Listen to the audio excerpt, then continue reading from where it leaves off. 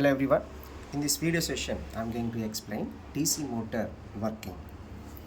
Any electrical machine, whether it is a motor or a generator, AC, DC, we need two major parts. So those two major parts are the first one magnetic field and second one is armature. So these two are most important to run any type of a electrical machine. Now here diagram shows north pole, south pole. Basically this is a DC motor. DC motor, the function that is taking electrical energy as a input and brought out mechanical energy as a output. So we are giving electrical energy to the poles. This is poles, and they develop a magnetic field. That magnetic field, which is called a flux, magnetic flux, travels from north pole to south pole. Here I am indicating with a arrow, that is north pole to south pole. So another important part, that is armature. So this armature I am going to take for sake of easy understanding. One conductor, armature have a many conductors, that is armature contained a slots, and slots occupied these conductors. So by the understanding purpose I used to take a one conductor. Now this conductor also for the field as well as conductor, that is armature, both we fed a electrical supply so that they became a conduction. So that conduction, in the sense, both have a supply, that is field poles have a supply as well as the armature have a supply. Now armature contained a number of conductors which denoted with a letter Z. So this Z, that is number of conductors, become a current carrying conductor. Okay, now entering into the DC motor working. Field, that is north pole to south pole, magnetic flux flowing from north pole to south pole. Now we place a current carrying conductor between the magnetic field. Then what happened? We will see what happened is, current carrying conductor placed in a magnetic field, it experienced to a force, mechanical force, which is called as a torque. So how the phenomena is gone, we will see elaborately. One of the great feature of current carrying conductor is, one of the great feature of current carrying conductor is develops its own flux. It's develop a own flux around it. So the conductor, current carrying conductor develops own flux around it like this. So like this it will be develop a own flux around it. Now when we place a current carrying conductor between the two poles, field coil poles, okay, then it experiences to a force. That's the working principle of your DC motor.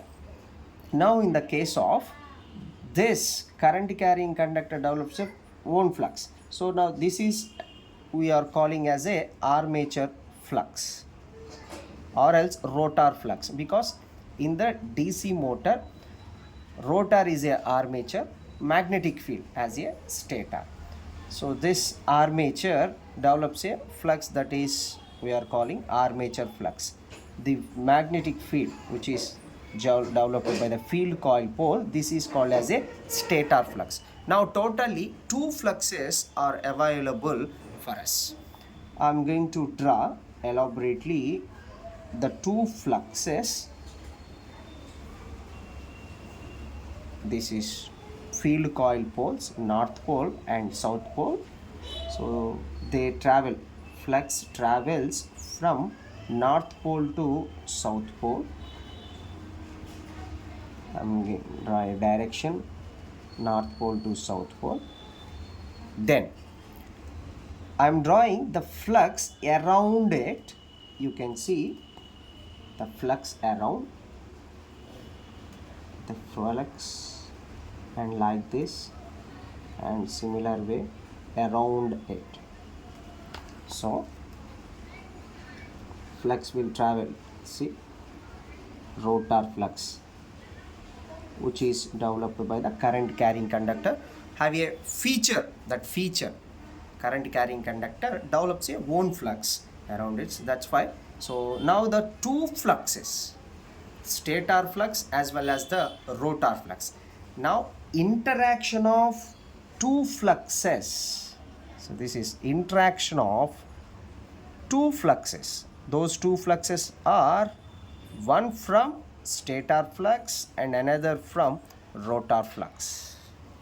So these two fluxes interaction is a mechanical force in the DC motor. You can observe from the left side as well as the right side directions of two fluxes.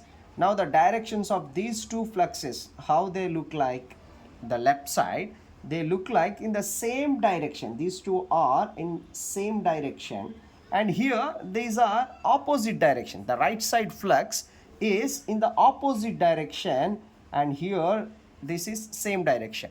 Then will what happen? In the opposite direction fluxes get cancelled, and the inertia total will be in the left side. Okay, now I'm going to draw that resultant diagram. Carefully you can see this resultant diagram. So now this resultant diagram entire be in one side, which is called as a, here it is interaction. After interaction, entire flux in the one side, that is a left side. Now what happened if the total inertia, the total entire flux is, the inertia is one side, then it causes, so the interaction, it causes rotor to rotate. In the previous, flux will be the same, so that's why there is no any movement. Now here the total flux, this is entire in the one section, that one side, then that causes rotation in the DC motor, and which is called as a mechanical force developed. So hope you understand, and I'm repeating the working principle. Whenever, that is, current carrying conductor placed in a magnetic field, it experiences to a force. That force helps rotor to rotate. Hope you understand. We will see in the next video. Thank you.